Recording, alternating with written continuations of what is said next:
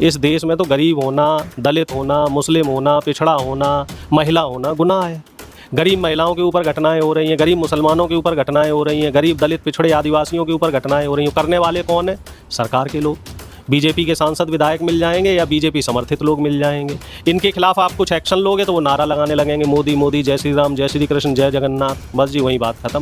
धार्मिक आड़ पर, प्रधानमंत्री के नाम की आड़ पर इन लोगों को क्या लाइसेंस मिल जाता है कि ये देश की कानून व्यवस्था को हाथ में उठा लें? अगर मान लीजिए उस टोपी वाले से, उस मुस्लिम से कोई दिक्कत है, मान लीजिए उसने बदतमीजी करी, तो आपको अधिकार नहीं है कानून हाथ में लेने का। आप उसके खिलाफ उसके लिए शिकायत करते एक न्यायिक प्रक्रिया है। बिल्कुल। कोई व्यक्ति बाहर से यहाँ आया है तो सुरक्षा में सेंध हुई है, इसका मतलब प्रधानमंत्री सही से काम नहीं कर रहे, रक्षा मंत्री सही से काम नहीं कर रहे, तो कार्य प्रणाली तो आपकी खराब है।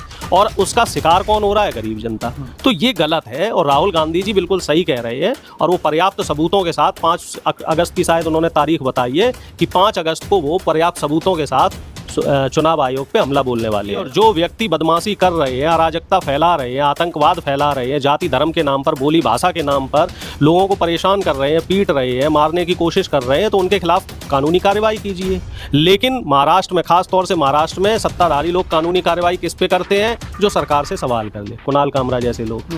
सरकार से, लोकतांत्रिक प्रक्रिया में सरकार से सवाल कर लोगे तो आपके ऊपर कानूनी कार्रवाई होगी। लेकिन जो अराजक तत्व हैं, जो सरकार द्वारा पाले पोसे गए पट्टे हैं, जो समाज में आम आदमी को, गरीब आदमी को, जो मेहनत मजदूरी कर रहा है उसको पीट रहे हैं, उन्हें खुली छूट दे रहे हो। नमस्कार, स्वागत है आपका। मेरा नाम है विपिन वेबाक। हमारे साथ कांग्रेस के वरिष्ठ नेता अरुणेश यादव मौजूद हैं। स्वागत है अरुणेश जी। बहुत बहुत धन्यवाद। अरुणेश जी, राज्यसभा में रेल मंत्री अश्विनी वैष्णव ने बयान दिया है। उन्होंने कहा है कि जो भगदड़ हुई थी, जिसमें काफ़ी यात्री, 18 यात्रियों की मौत हो गई थी, उनका सीधा सीधा कहना है कि 15 फरवरी को नई दिल्ली रेलवे स्टेशन पर एक यात्री के सिर से बैग गिरने से भगदड़ मची थी।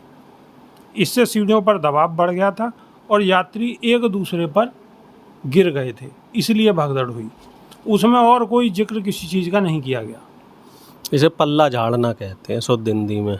अच्छा। मुहावरा सुना होगा आपने कि जिम्मेदारी से पल्ला झाड़ दो चुपचाप। अच्छा। हाँ, इतनी बड़ी खबर आई और इतने दिन बाद निकाल के दी इन्होंने।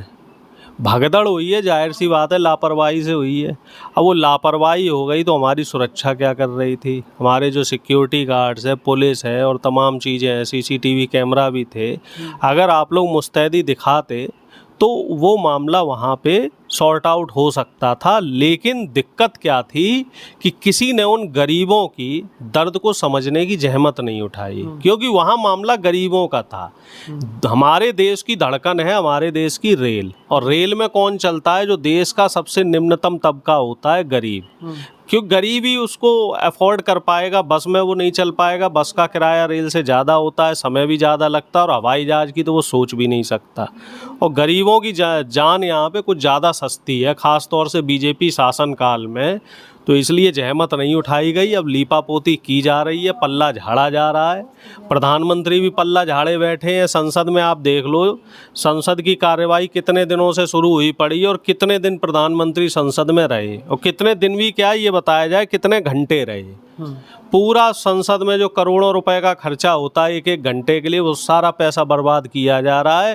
प्रधानमंत्री सवालों के जवाब नहीं दे रहे, बगलें झाँक रहे हैं, कहीं विदेश भ्रमण पे निकल जाते हैं, और अब बता रहे हैं काशी, अयोध्या, मथुरा भगवान की शरण में आ गए कि हे प्रभु इस बार का सत्र हमें बचा लो, क्योंकि सितंबर में शायद वो रिटायरमेंट ले लेंगे। 75 के हो रहे हैं। तो आपको खुशी हो रही है क्या? नहीं, खुशी नहीं हो रही। हमें काहे को खुशी होगी? हमारे उससे तो प्रधानमंत्री जो है पूरे 5 साल पूरे कर लें।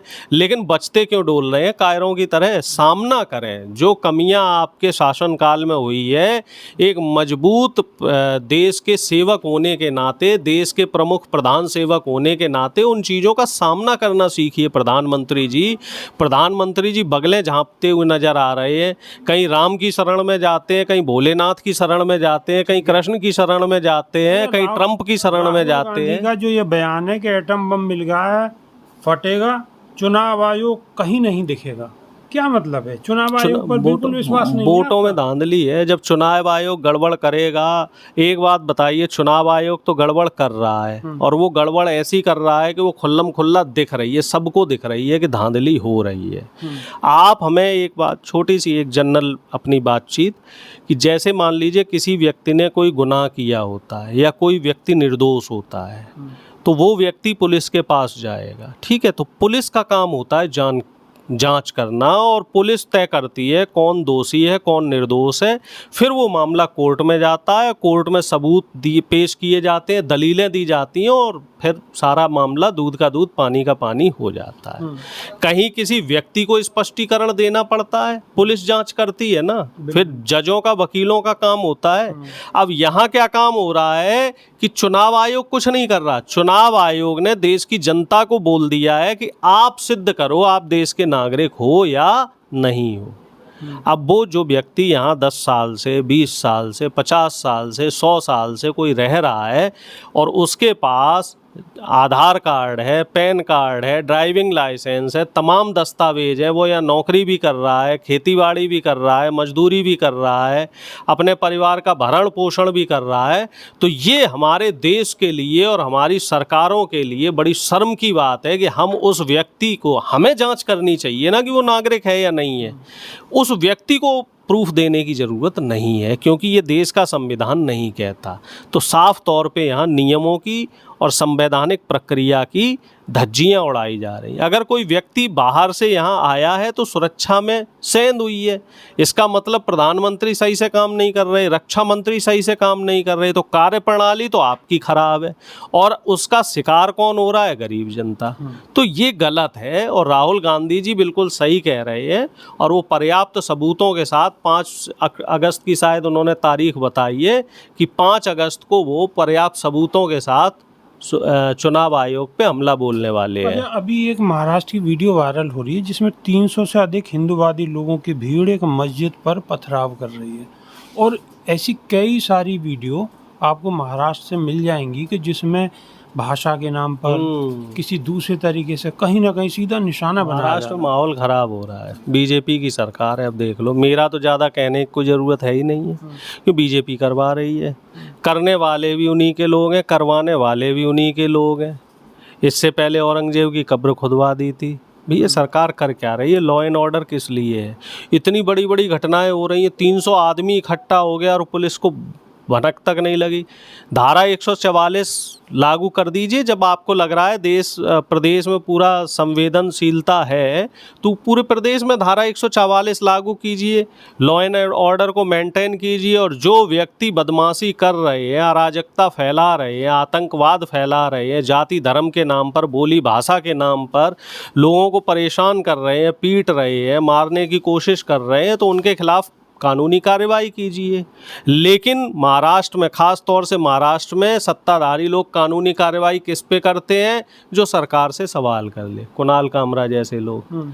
सरकार से, लोकतांत्रिक प्रक्रिया में सरकार से सवाल कर लोगे तो आपके ऊपर कानूनी कार्रवाई होगी। लेकिन जो अराजक तत्व हैं, जो सरकार द्वारा पाले पोसे गए पट्टे हैं, जो समाज में आम आदमी को, गरीब आदमी को, जो मेहनत मजदूरी कर रहा है उसको पीट रहे हैं, उन्हें खुली छूट दे रहे हो, तो ये चीज़ें लोकतांत्रिक देश के लिए और हमारे देश के संविधान के लिए और देश की जो व्यवस्था है, जो चुनावी व्यवस्था है, उसके लिए ठीक नहीं है, क्योंकि इससे कहीं ना कहीं देश का सामाजिक सौहार्द बिगड़ेगा।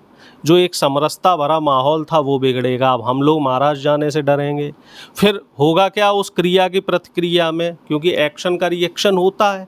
महाराष्ट्र के लोग जब दिल्ली आएंगे तो उन्हें डर लगेगा। एक वीडियो भी अभी वायरल हुआ था, आपने भी देखा होगा, कुछ महाराष्ट्र के मजदूर हरियाणा में मजदूरी कर रहे थे किसी खेत में, तो उस मालिक ने पूछ लिया भाई कहाँ का है।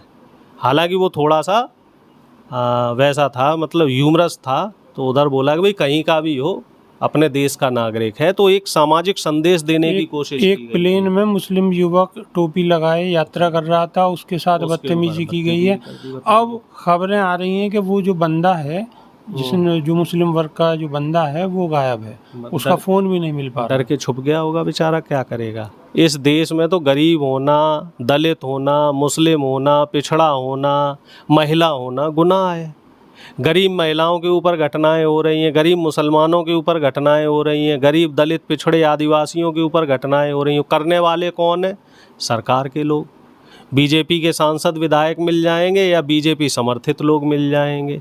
इनके खिलाफ आप कुछ एक्शन लोगे तो वो नारा लगाने लगेंगे, मोदी मोदी, जय श्री राम, जय श्री कृष्ण, जय जगन्नाथ। बस जी वही बात ख़त्म। धार्मिक आड़ पर, प्रधानमंत्री के नाम की आड़ पर इन लोगों को क्या लाइसेंस मिल जाता है कि ये देश की कानून व्यवस्था को हाथ में उठा लें। अगर मान लीजिए उस टोपी वाले से, उस मुस्लिम से कोई दिक्कत है, मान लीजिए उसने बदतमीजी करी, तो आपको अधिकार नहीं है कानून हाथ में लेने का। आप उसके खिलाफ उसके लिए कानून है, शिकायत करते, एक न्यायिक प्रक्रिया है। बिल्कुल। तो अरुणेश यादव ने बड़ी स्पष्टता से अपनी बात रखी है। जो आप घटनाएं देख रहे हैं दिन पे दिन कि जाति विशेष पर एक हमले करने के लिए कुछ लोग आते हैं और जय श्री राम का नारा लगाते हैं, उसके बाद में किसी घटना को अंजाम देते हैं। संविधान हमें इसकी इजाज़त बिल्कुल नहीं देता। तो अरुणेश यादव ने अपनी बात रखी है। आप इनकी बातों को किस नज़रिए से देखते हैं, कमेंट के माध्यम से आप अपनी राय अवश्य रखिएगा। तो अभी के लिए सिर्फ इतना ही। नई वीडियो में फिर रूबरू होंगे। बहुत बहुत शुक्रिया। जी बहुत बहुत धन्यवाद। नमस्कार।